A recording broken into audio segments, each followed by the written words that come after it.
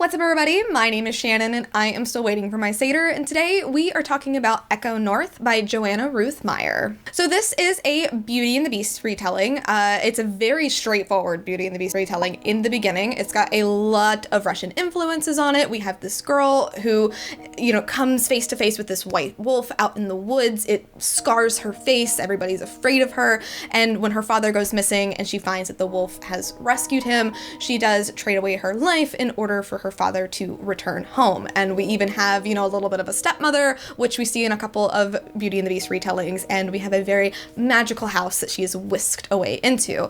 I was very excited to get into this book. I can't remember why I had it bookmarked at the library. I think I saw somebody praising this author, but I couldn't find the book that they were praising, but I found this one. I think that's what happened. I don't remember. I don't know. But I was very excited to get into it.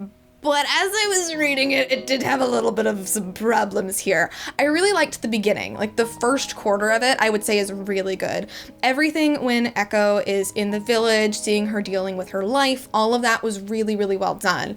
When she, trades away her life and the wolf takes her to his house under the mountain, that's where things got a little bit too whimsical and weird for me. And that's fine.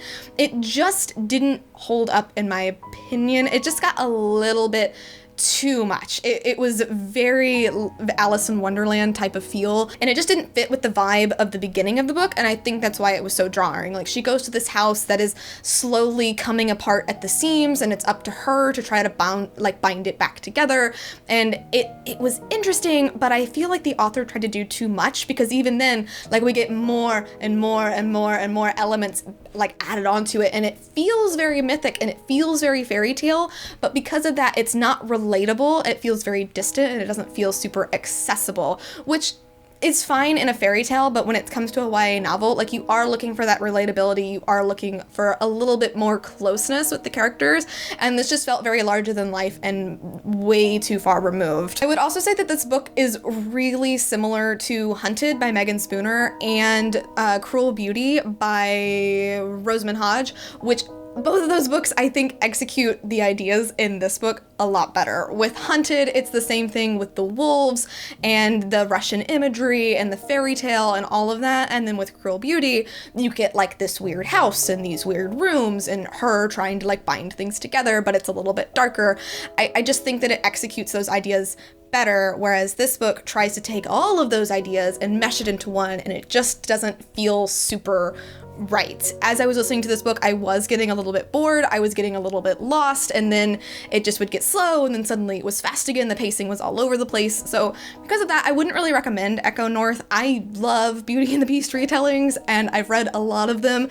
This one just didn't really do it for me. So I am giving this book a C-. I don't think it was bad, I just think it wasn't the best. I think it could have been better if it tried to do a little bit less.